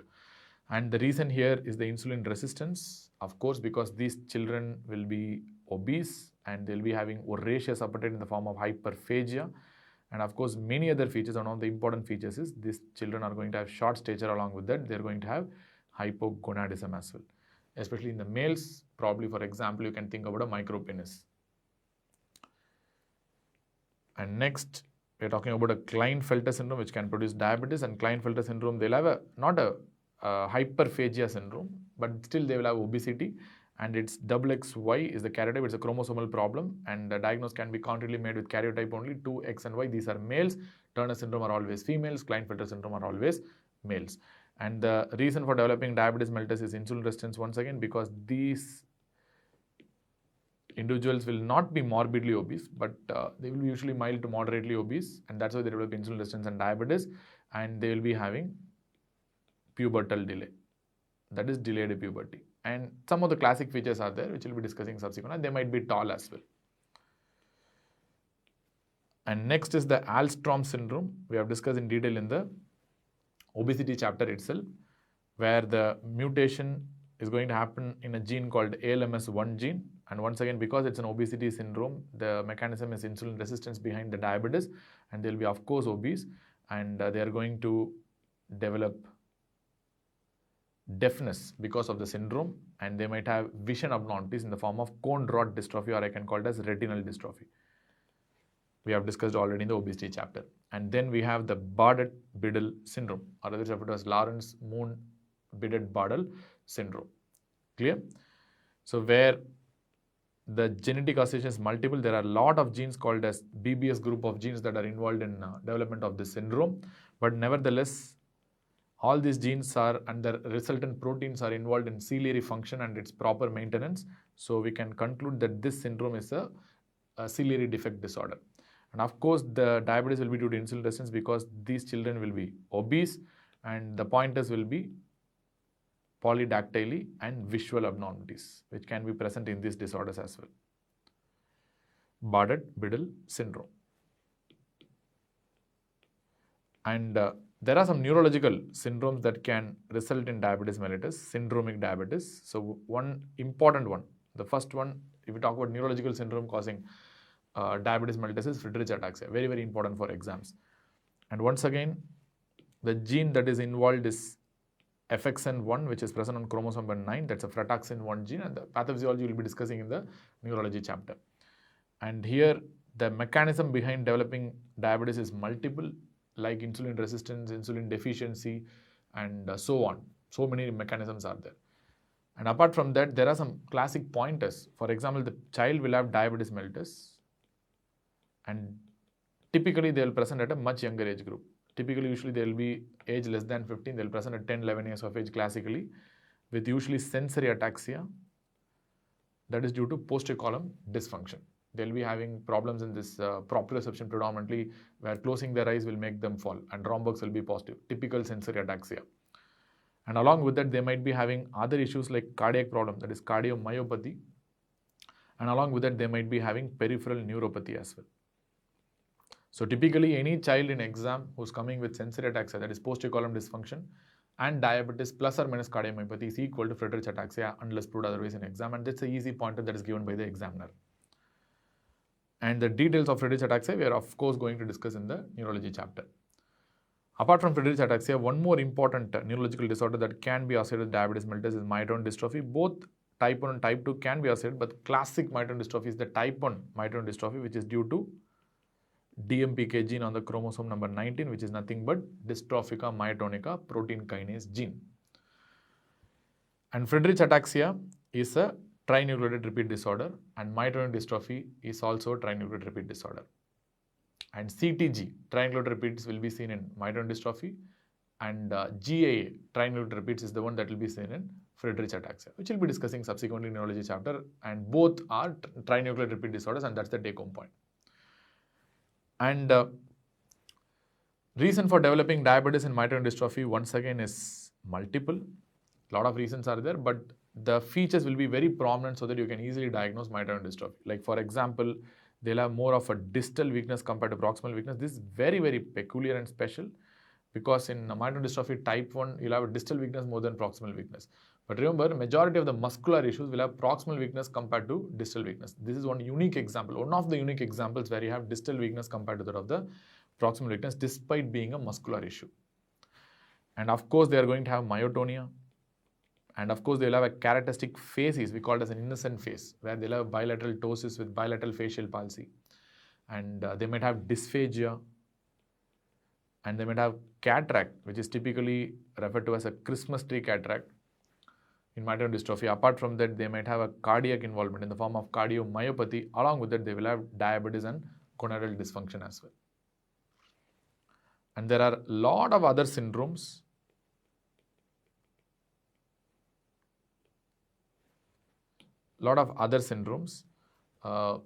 Especially the neurological syndromes that can result in diabetes mellitus, syndromic diabetes mellitus. One is Huntington's disease. You know, Huntington's disease is an autosomal dominant disease due to mutation in the Huntington gene present on chromosome number 14, and it's a trinucleotide repeat disorder. Again, it's a CAG, polyglutamine trinucleotide disorder. And the classic triad of Huntington disease is the dementia, psychiatric issues like psychosis or depression, and they're going to have the abnormal movements in the form of chorea. So dementia, psychiatric problems, and abnormal movements, chorea. So this is the classic triad of Huntington disease, and they're going to have a strong family history because this is an autosomal dominant disorder. And you might get diabetes with certain porphyria as well. The classic example is porphyria cutanea, but many other porphyrias also can produce syndromic diabetes. And of course, the most important things that will be asked in exam will be the Friedreich ataxia and its association with diabetes, and myotonic dystrophy and its association with diabetes mellitus. And because these two neurological syndromes, diabetes mellitus is usually given in the exam as a clue to diagnose these disorders. That's why understanding this is very, very important. And there is one important negative point that you have to know, that ataxia telangiectasia usually does not cause diabetes mellitus, because students in the exam might get confused with Friedreich ataxia and ataxia telangiectasia. So Friedreich ataxia causes diabetes, and ataxia telangiectasia is a cancer syndrome and usually does not cause diabetes mellitus. And we'll be discussing that separately, not here. And now we are going to go into the discussion of differential diagnosis of the most common forms of diabetes that we see in the general practice, that is type 1 diabetes mellitus, type 2 diabetes mellitus, MODY, maturity onset diabetes in the young, and LADA, latent autoimmune diabetes in adults. First of all, the age of presentation is very important, where type 1 diabetes classically presents and most commonly presents in the 10 to 30 years of age group, even though it can present in the first 10 years of age itself. As I told you, any child coming with diabetes in the first 10 years of age is type 1 diabetes mellitus unless proved otherwise. Type 2 diabetes mellitus, on the other hand, classically present in the adult population, but it can happen anytime after puberty because of the increasing numbers of adolescent obesity cases we are seeing because of poor lifestyle in these children. And MODY typically happens within 25 to 30 years of age. We saw the diagnostic criteria already, and LADA typically happens after 30 years of age, and it's one of the important diagnostic criteria as well. And whether they can have decay at presentation or not, type 1 diabetes mellitus, yes, extremely common. 50% of the type 1 diabetes mellitus usually present with decay for the first time in the OPD or emergency. And type 2 diabetes mellitus, no, they're not ketosis prone diabetes usually, but very rare, but still you can call it as no in the common setting. And MODY, definitely no, you won't get diabetic ketosis at all. And at presentation, definitely no. LADA, variable,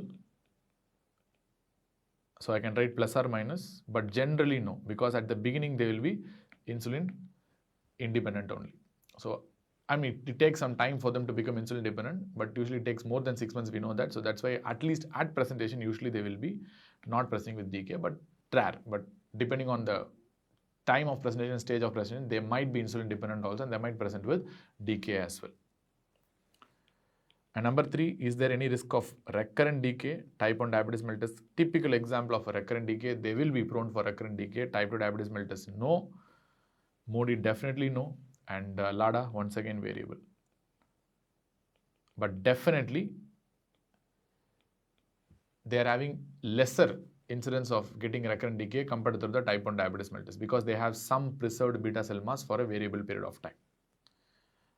And what about insulin independency? That's why LADA is somewhere between type 2 and type 1. That's why it's called a type 1.5 diabetes mellitus. And recurrent decay risk is still there in longer run with LADA also, but the risk is definitely lower compared to that of the type 1 diabetes mellitus. But that's why I'm telling it's variable. Insulin independency, on the other hand, is a very important feature of type 2 diabetes mellitus and MODY. Usually they will be insulin independent. But whereas insulin dependency is not at all a feature of type 1 diabetes mellitus. And that's a basic idea of type 1 diabetes mellitus, that classic type 1A autoimmune and non-autoimmune type 1B diabetes mellitus. They will be insulin dependent from the beginning at the time of diagnosis itself. But for diagnosis purpose and for criteria purposes, we are going to tell that they will be insulin dependent for less than 6 months. But in general, they will be insulin dependent from the beginning itself.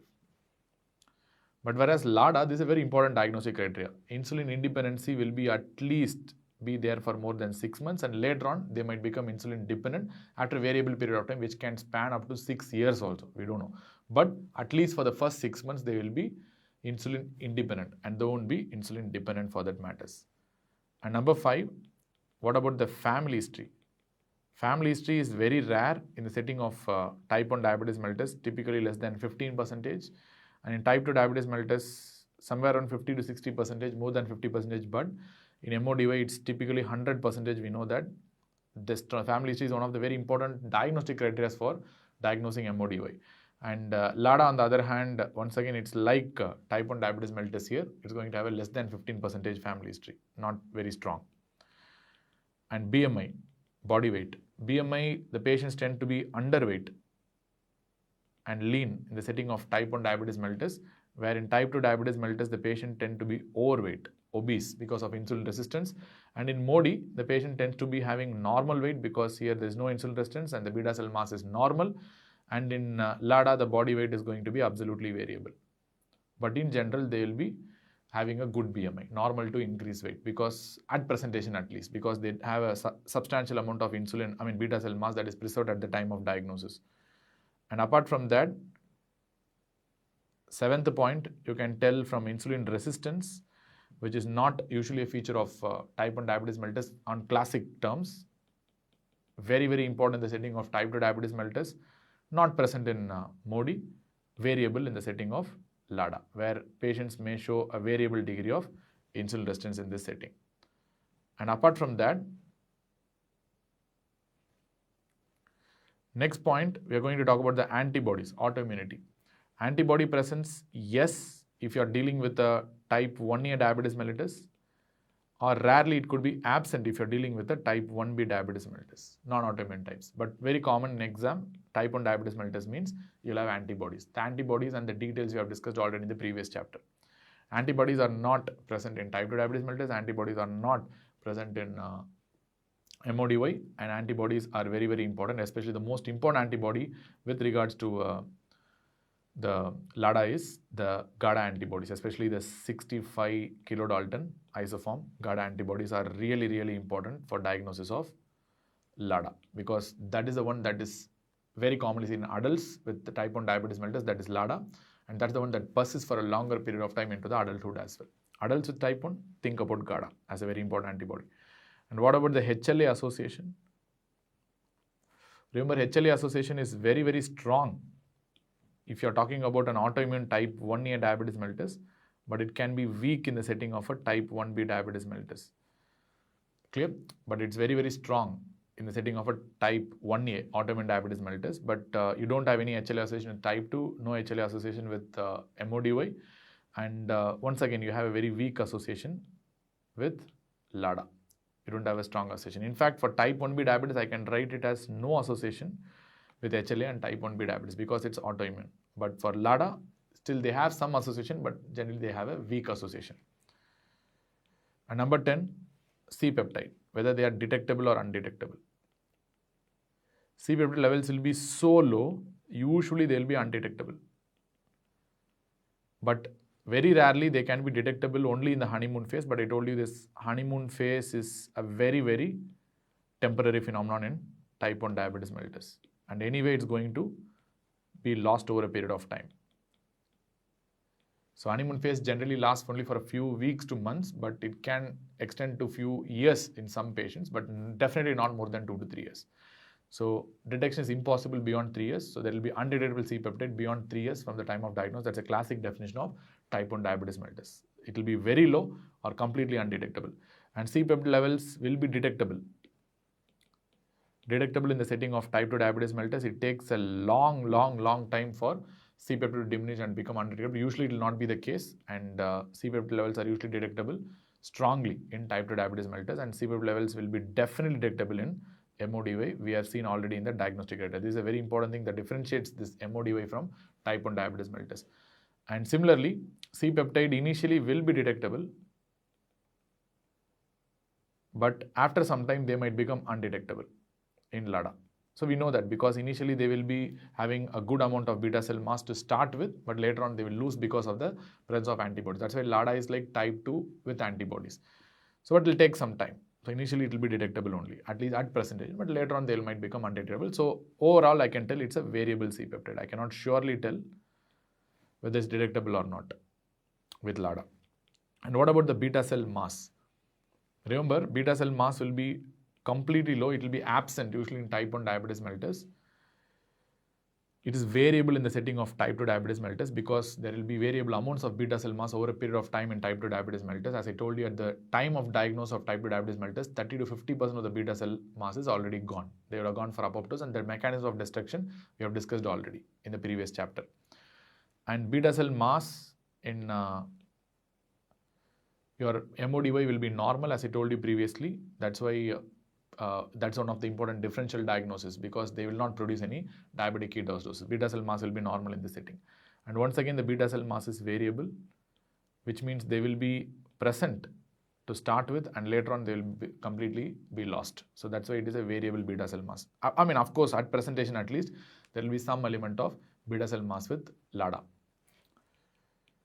That's why they are initially non-insulin dependent, but later on, at least after 6 months, they'll go for insulin dependency. And what about the treatment? Treatment, of course, you know, this type 1 diabetes mellitus patients are insulin dependent, and insulin is required for survival, and that's the reason why they need insulin for sure. And here insulin is not required for survival in type 2 diabetes mellitus, where oral anti-diabetic drugs itself is enough most of the times.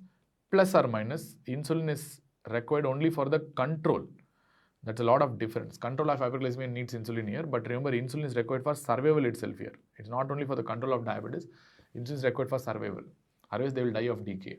But in type 2 diabetes mellitus, insulin is required only for the control of diabetes usually, not for survival. OADs is more than enough for that matters, for control of hyperglycemia. And sulfonylureas form the mainstay of treatment with MODY, because commonest forms like MODY3, MODY1, HNF1 alpha and 4 alpha defects usually will be responding exquisitely to sulfonylureas. Glucokinase defects just need lifestyle modification. We have discussed in detail already. And LADA, remember the fact it's variable again. Initially, they will be sulfonylurea responsive, at least for a period of more than 6 months, and there will be early failure of sulfonylureas, early sulfonylurea failure, which means after this early sulfonylurea, you will be in a situation where you have to change to insulin for sure. But the responsiveness will be there at least for 6 months, which means that's what I'm telling. They will be insulin independent at least for a period of 6 months, which means they'll be responding to sulfonylureas at least for 6 months. But compared to type 2 diabetes mellitus, there will be early sulfonylurea failure. That's the most important point. Anyways, so having known about the differential diagnosis of the most important types of diabetes, now we are moving on to the master chart for diagnosis of diabetes. That's the algorithm for making a diagnosis of diabetes. Algorithm in the sense we are going to tell when to diagnose what type of diabetes. Suppose if your diagnosis of diabetes is achieved within the first 6 months of life, within 6 months after birth, so then your diagnosis is nothing but neonatal diabetes. And whenever you think about a neonatal diabetes, the next step is to go for genetic testing. And of course, there's going to be a lot of clinical markers. Like for example, if you have a small for gestation age baby, failure to thrive, omphalocele, ear creases, umbilical hernia, you're going to think about a 60-24 imprinting defects. And if you're going to have a neurological feature, going to think about ADP sensitive potassium channel defects. And if you have extra pancreatic features, along with that, if you have sporadic appearance and G8 involvement, you're going to think about a syndromic diabetes mellitus, skeletal dysplasia. All these things point towards a syndromic diabetes. And timing also is very important. So within first week of life, as I told you, usually 60-24 defects. After 2 weeks, but within the first month, usually ADP sensitive potassium channel defects. Even though the clinical pointers are there towards a particular type of defect, it's the genetic testing that's going to give the ultimate diagnosis. So always the next step is to go for genetic testing. And if it's not the case, then you think about certain features that are suggestive of mitochondrial diabetes. For example, see whether the child or the individual is having deafness, myopathy, encephalopathy. So in this setting, you are going to definitely think about a mitochondrial diabetes. And of course, the pedigree will show a mitochondrial inheritance pattern where the disease will be transmitted by the women only. But best is to go for the genetic testing, and that's going to be the best, of course. And if it's not the case, then you have to see whether the patient has presented with decay, whether diabetes is actually presenting with diabetic ketoacidosis. So presentation decay means we are talking about a ketosis prone diabetes. If yes, then you are dealing with the KPD. So now your idea is to find out whether they're insulin dependent or not. I told a detailed flowchart in the previous chapter how to find out whether they're insulin dependent or not. So if they are insulin dependent, so asking the question whether they're insulin dependent or not. If yes, then we are talking about a beta cell absent condition. And if they are not insulin dependent, then we are talking about a beta cell present condition, which means there is some element of beta cells that is still left. So beta cell is not present, which means the patient is insulin dependent. In the sense, you're going to look for the antibodies. If antibodies are present, you're going to talk about a type 1A diabetes mellitus. If antibodies are not present, you're going to talk about a type 1B diabetes mellitus. If some amount of beta cells are there, in this condition, once again look for the antibodies. If antibodies are present, then you are actually dealing with probably a LADA, especially if the age is more than 30. Or if antibodies are not there, then you are probably dealing with a type 2 diabetes mellitus that has incidentally presented with diabetic ketoacidosis. So this is how you classify a ketosis-prone diabetes, which you have discussed already. Suppose the presentation is not with diabetes mellitus, then you have to see whether the features of MODY is there or not. So for example, if the age is less than 30 at the time of diagnosis and the patient is not having any evidence of insulin resistance, and if HSCRP, which is a sign of insulin resistance and inflammation, if it is less than 0.5 milligrams per liter, and if the patient is having a strong family history of at least more than 3 generations. So the most important thing is the age of presentation and family history. Other things are not that important, but anyways, the age and the family history are more important.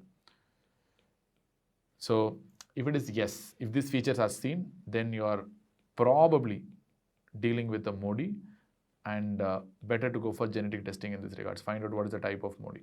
And there are a lot of supplementary evidences could be there, like sulfonylurea responsiveness if it's HNF1 alpha and 1 beta, early glycosuria setting of reduced urinary threshold for glucose, where glycosuria will happen at less than 180 milligrams per deciliter of blood glucose if it's HNF1 alpha mutation MODY 3.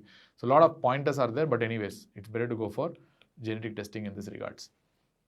Suppose if it's not the case, then you have to see whether the patient is insulin independent or not. Plus or minus, you can look for the evidence of insulin resistance and metabolic syndrome. Suppose if the patient is insulin independent and if there is insulin resistance and metabolic syndrome as well, it tells you the strong possibility of a type 2 diabetes mellitus. And of course, you are going to start with sulfonylurea in these patients and metformin probably, because they will be having obesity. And if the patient is having an early sulfonylurea failure, so in this setting, you are probably thinking about a LADA and you have to go for antibody testing. Suppose if there is no early sulfonylurea failure, which means the sulfonylureas are responding for considerably longer period of time, then definitely your diagnosis must be type 2 diabetes mellitus only. Suppose if it is not the case, which means if the patient is insulin dependent from the beginning itself, and if the patient is adult, because we are dealing with an adult individual. So in this setting, you are probably dealing with a type 1B diabetes mellitus versus a rare possibility of a neglected type 1A diabetes mellitus, which is usually not the case. It will be presenting in children only. So now let us see some of the pointers between type 1B and type 1A. So now both can be easily differentiated with antibodies, where type 1B will be having no antibodies and type 1A will be strongly having antibodies, and type 1A definitely will be diagnosed within 30 years of age, and type 1B usually will be diagnosed after 30 years of age very commonly. But even though there are increasing incidence of type 1B diabetes in little younger population also, but as per the criteria, type 1B is usually the diagnosis of older age group. This is nothing but the atypical diabetes or the flat push diabetes, which you have discussed in the previous section. Clear? So this is how you are going to make a complete diagnosis of diabetes mellitus in clinical practice, and at the same time you have to consider lot of alternative possibilities as well, because there are some rare forms of diabetes. In order not to miss out that as well, you have to consider some alternate possibilities if there are some specific clinical features. Like for example, clinically, if you are seeing uneven fat distribution, think about a lipodystrophy. And you have to look out for the endocrinopathies causing hyperglycemia as well, which are really, really important. Especially, you can test for serum cortisol you can test for the thyroid function test, you can test for metanephrines under appropriate circumstances. But most of the time, all diabetic patients will be taken for a TFT analysis. So thyroid function test is mandatory for any diabetes patient, at least at the time of diagnosis. Very, very important. Please understand that, due to a lot of reasons in the clinical practice. And pancreatic function testing may be needed only for selected individuals. So pancreatic function testing includes exocrine pancreatic function testing, and indications are abdominal pain and diarrhea. Suppose if the patient is having abdominal pain, weight loss, chronic diarrhea, especially in the form of steatorrhea, then you can do the pancreatic function testing. Like for example, you can do a fecal elastase, you can do a 72-hour fecal fat or a stool fat testing, and you can do a pancreatic imaging, where if you see calcifications, you think about chronic pancreatitis, and so much of fibrosis with calcifications, you think about a fibrocalculous pancreatitis. So imaging is very important again. And at the same time, you can do mixed meal test as a last resort. So usually this is the gold standard, but still we don't do it in real practice. Once the imaging and the fecal elastase is suggestive of exocrine dysfunction, that's it. So you don't go for the mixed meal test. And if at all you need it, that's an optional test, mixed meal test, and try to find out the pancreatic polypeptide in that regards. And you can test for the endocrine function of the pancreas as well. So what are the endocrine functions of the pancreas? Insulin, C-peptide, and insulin sensitivity tests. Insulin sensitivity can be usually detected by an index called a research index, that's a HOME-IR index, homeostatic model of assessment of insulin resistance, that's called HOME-IR. And as we discussed in the previous chapter, there is something called a euglycemic hyperinsulinemic clamp, which is the gold standard for finding out the insulin sensitivity and insulin resistance. Euglycemic hyperinsulinemic clamp. The details of which we have discussed in the previous chapter itself. Clear? So these are optional testing. So only in appropriate clinical circumstances, if specific clinical features are there, then you can go for this testing. Otherwise, it's not needed. Finally, we'll complete the chapter with a few imaging. So whenever you see this kind of images, the first group of images which are talking about, so this group of images where the child is having a growth failure, child is having skeletal abnormalities, and at the same time, if they give some x-rays like this suggesting skeletal abnormalities and the patient is having a diabetes mellitus, your diagnosis in exam should be Walcott-Rallison syndrome. And this is a very interesting picture and could be the exam question. And the second group of pictures are typically associated with leprechaunism, that is Donahue syndrome, which is a syndrome of insulin resistance. So what I'm seeing here is an emaciated child. In both these situations, you can see the child is emaciated.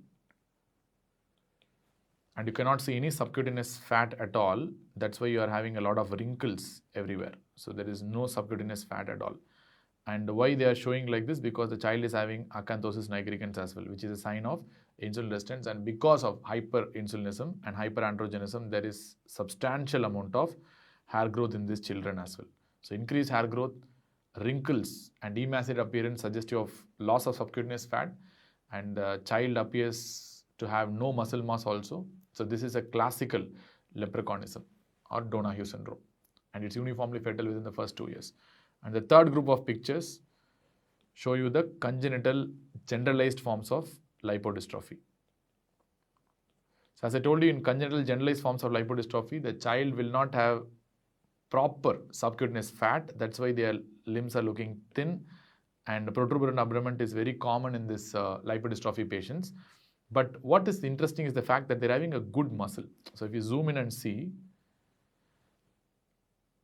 you can see a good muscle mass. You can see, like they appear as if, like they're bodybuilders. Say they're having a good muscle mass. So that's very interesting in this scenario.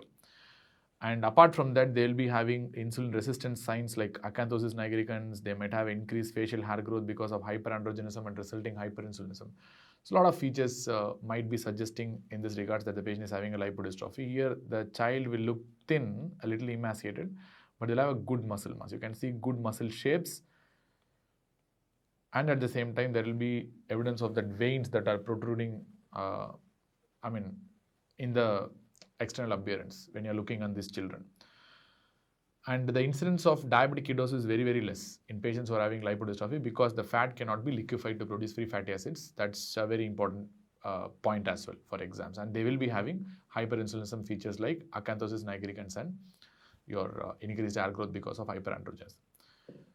So I think we have finished the classification types of diabetes mellitus, and all this whatever I told you are very, very important clinical practice. But for exams, the most important is the classification which I have given. The difference between type 1 diabetes, type 2 diabetes, MODY and LADA, that's going to be the most important for exams. And the types of MODY, especially the features of type 3 MODY, is something very important for exams. And at the same time, don't forget the rarer cause of neonatal diabetes, where they might give some questions in the pediatric aspect as well. So with this, I think we can close down the chapter, and in the next chapter, we'll be discussing on the hypoglycemia.